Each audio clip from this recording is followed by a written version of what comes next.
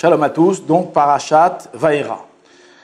Dans la paracha précédente, donc Parashat Shemot, on voit que Hachem va ordonner à Moshe Rabbeinu d'aller libérer le peuple.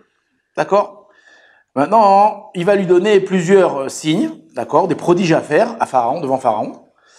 Et donc Moshe Rabbeinu va se rendre devant Pharaon, va faire ces prodiges-là. Et apparemment, il semble-t-il que Moshe pensait que les prodiges allaient impressionner Pharaon immédiatement et que, bon, l'histoire allait finir, on allait libérer les peuples juifs et c'est tout, c'est fini. Mais on voit que, au contraire, les prodiges ne vont pas du tout impressionner Pharaon. Et bien au contraire, on voit que Pharaon ne va pas être content du tout. Et qu'est-ce qu'il va faire? Il va rajouter de la servitude au Ham Israël. Si à l'époque, si avant, pour construire les pailles, pour construire les briques, on leur fournissait la paille. Aujourd'hui, ils devront eux-mêmes aller chercher cette paille-là nécessaire à la fabrication de ces briques. Et à ce moment-là, donc Moshe Rabbeinu, apparemment, il est un peu déçu. Et il va donc se retourner vers Hachem. Et il va, entre guillemets, se plaindre. D'accord? Pourquoi je dis entre guillemets? Parce que des grands personnages comme ça, on imagine bien que leur plainte était bien plus profonde que comme on la comprend nous-mêmes. Enfin, malgré tout, la Torah, elle écrit sous cette forme-là pour nous comprendre, pour nous donner un message. Que cette plainte-là était peut-être pas à sa place. Et qu'est-ce qu'il va dire? Il va dire comme ça dans le verset. Vaïchev Moshe el Hachem, Vayomar. Et il va dire, Hachem, lama areota le'amazé. Pourquoi est-ce que tu as fait du mal à ce peuple? D'accord? Pourquoi tu fais souffrir ce peuple? La mazé shalartani, pourquoi est-ce que tu m'as envoyé? Pourquoi tu m'as envoyé libérer le peuple? Ouais, ça n'a pas marché, au contraire, moi, plutôt que de les alléger dans leur travail et de les libérer, qu'est-ce que j'ai fait? J'ai au contraire augmenté leur souffrance, augmenté leur labeur. Et donc, Moshe Rabbeinu, désespéré, se plaint à Hachem. Et ce qui est très intéressant, c'est la réponse que Hachem va lui donner. D'accord? Qu'est-ce qu'il lui a dit donc Moshe Rabbeinu? Pourquoi est-ce que tu te comportes avec rigueur avec ce peuple? Pourquoi tu le fais souffrir? Qu'est-ce que Hachem va répondre? Donc, premier verset de Parashat Vaera, c'est un verset qui a été extrêmement commenté, qui est extrêmement commenté par plein de commentateurs. Je vais vous dire d'abord un commentaire. Au nom du Rav Yosef Chaim Sonnenfeld, on dit comme ça. Il y a marqué alors, qu'est-ce qu'il dit verset? Vaïdaber Elohim el Moshe. Il va lui dire Elohim. Donc, comme on sait que Hachem, il a plusieurs noms, d'accord? Les noms, c'est des attributs. Ça veut dire quoi? La façon dont Hachem se comporte dans la nature. Et donc, il y a un des noms qui est très connu, populaire, c'est Elohim. Elohim, c'est l'attribut de rigueur. D'accord? Comment Hachem se comporte dans le monde avec rigueur, c'est l'attribut qui vient définir le comportement naturel, la nature. Donc, Vaïdaber Elohim el Moshe, Vayomer, il va dire, et là, Ani Hachem, je suis Hachem. Maintenant, c'est un autre nom, c'est le nom Yudke Vavke, le nom qu'on n'a pas le droit de prononcer. Et là, cet nom-là, il vient définir l'attribut de miséricorde, la providence divine. Alors, on voit qu'au début, il commence par Elohim et il finit par Ani Hachem. Qu'est-ce que ça signifie? Qu'est-ce qu'il a voulu dire Hachem ici? Première explication, le Rav Yosef Chaim Sonnenfeld explique comme ça. Il a dit, toi, tu es en train de me dire que je me comporte avec rigueur. Mais tu ne sais pas que je suis Elohim, celui qui a dit qu'il se comporte avec rigueur. Je suis Hachem, que la miséricorde, elle m'appartient. Et si je pense que ça veut dire quoi? La miséricorde m'appartient. Je sais me comporter avec miséricorde. Je sais quand il le faut me comporter avec miséricorde. Et si à ce moment-là, je me suis pas comporté avec cette miséricorde, je sais de quoi je fais, je sais de quoi je parle. Ça ressemble à quoi? Un homme qui est d'habitude très généreux, d'accord?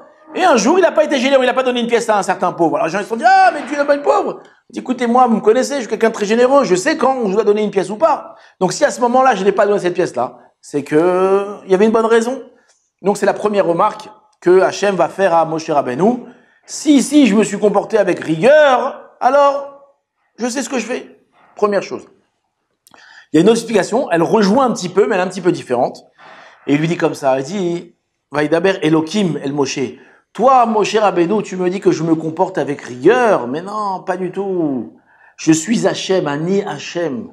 Bien que tu crois ici qu'il y a un comportement rigoureux, qu'il y a quelque chose de difficile, sache que de moi ne sort rien de mal. De moi ne sort que le bien. Je suis le Mekor Hatov, je suis la source du bien absolu. D'accord? Même ce qui te semble difficile, en réalité, c'est un grand acte de miséricorde. D'accord? Donc c'est des mots, on a du mal à comprendre, mais si on regarde après le contexte, on va comprendre que justement, le fait d'avoir frappé d'avoir justement endurci le cœur de Pharaon, que Pharaon n'ait pas renvoyé tout de suite son peuple, qu'est-ce que ça va faire? Ça va provoquer les 10 plaies, d'accord? Et ça va provoquer plein de choses, et grâce à ça, la émouna, la foi en Hachem va s'ancrer dans le cœur des Juifs.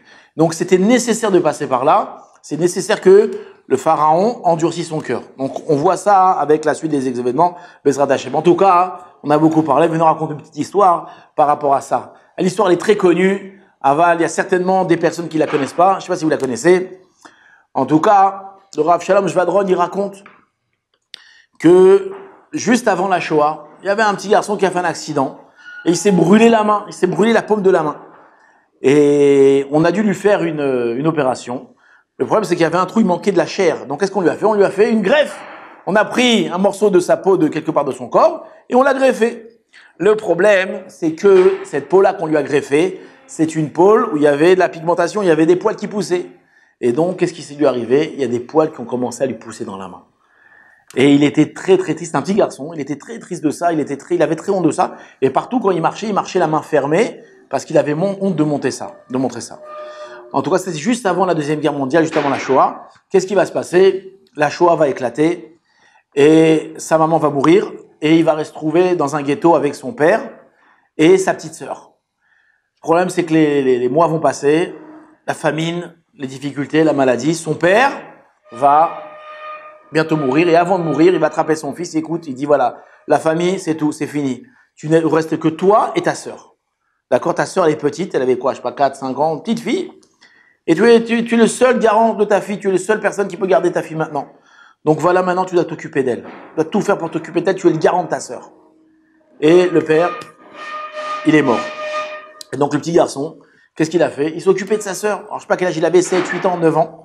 Il s'occupait de sa sœur et donc il se cachait dans un endroit dans le ghetto. Et la nuit, il sortait, il allait chercher à manger, il lui rapportait, il faisait toutes sortes de choses pour essayer de la maintenir en bonne santé, pour lui remonter le moral. Et qu'est-ce qui va se passer un jour? Donc quand il va sortir, il va revenir et là, il va plus trouver sa sœur. Et là, il est comme un fou. Il est comme un fou. Il commence à regarder à droite, à gauche et apparemment, il comprend que juste avant, il y a eu une rafle. Les Allemands sont venus et ils ont raflé toute une bande de tous les Juifs qui avaient attrapé. Et il se renseigne. Où est-ce qu'ils l'ont emmené? Là-bas, ils l'ont emmené au bureau de la Gestapo, à la commandanture là-bas, au bureau de la Gestapo. Et là, il est plein de colère. Il veut absolument récupérer sa sœur. Non, non, non, non. Il veut récupérer sa sœur et il arrive comme ça devant le commissariat. Et il commence à hurler devant le garde. Ma sœur, m'a pris ma sœur, rendez-moi ma sœur. Et il hurle, rendez-moi ma sœur. Et le garde qui est là-bas, il dit, vas-y, dégage, ça juge, sinon toi aussi on va t'embarquer. Non, je partirai pas, tant que vous allez pas rendre ma sœur. Il commence à crier, il hurle, comme ça.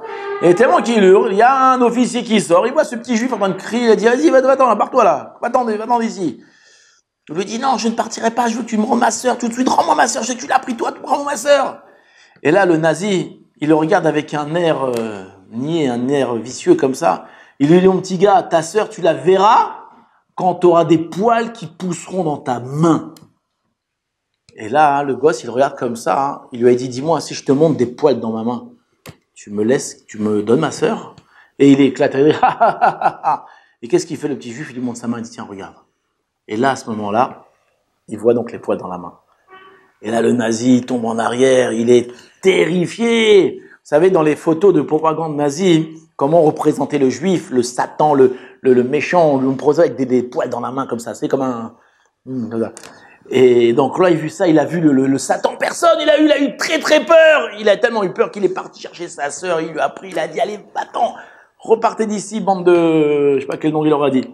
Et ils sont partis, hein, ici, ils ont été sauvés, cette famille, ces enfants, ces deux enfants. Ils ont traversé la Shoah. Après quoi, ils sont partis aux États-Unis. Ils se sont mariés, ils ont eu des enfants et des petits-enfants. Baruch Hashem, une grande famille. Maintenant, ce petit garçon-là, lorsqu'il a eu cet accident-là, alors c'est sûr et certain qu'il a eu beaucoup de murmures, beaucoup de pas de remords, mais il était triste. Pourquoi Hachem m'a fait ça? Regardez comme maintenant je suis ridicule. Regarde. Il a vu une certaine rigueur. Mais ce qu'il n'a pas compris sur place, c'est que avec le temps, cette chose-là, c'est justement ça qui allait le sauver. Et donc, Akadosh Baruch Hu, il avait préparé le médicament au coup qu'il allait recevoir. Maintenant, vous allez me dire, et c'est un point intéressant, non, c'est ça qu'on doit voir qu'en réalité, toutes les galères qu'on doit dans la vie, c'est que elles sont là très souvent pour nous amener à un bien. Alors vous allez me dire, regardez, moi aussi j'ai les poils dans les mains, et pourtant j'ai pas été sauvé de quoi que ce soit. C'est vrai. Des fois ça nous arrive qu'on a des galères, il nous tombe des choses sur la tête, et on a la émouna que tout ce que Akadosh Baruch Hu fait c'est pour le bien. Malgré tout on voit que rien il ne sort de ça. C'est vrai. Mais non, d'un autre côté ça ne sert à rien de se plaindre. Ça sert à rien de dire, il m'arrive un malheur, et rester avec ce malheur toute sa vie, et tomber dans la dépression et dans les angoisses. Dis au contraire, lorsqu'il t'arrive quelque chose, même la plus grande galère qui t'arrive, alors aie confiance. Aie confiance que ce que je vois au il a fait, ce Elohim là que tu es en train de dire, qui t'a envoyé, qui se comporte avec toi avec rigueur, que c'est pas avec rigueur, au contraire, c'est pour le bien qui t'envoie ça. Et bien, Bezrat Hashem, peut-être tu seras méritant de voir ce bien-là. Peut-être tu le verras pas, malgré tout. Et dans ton cœur, toujours cette émouna-là, et ça te permettra de traverser toutes les épreuves de la vie avec facilité et avec amour. Shabbat Shalom.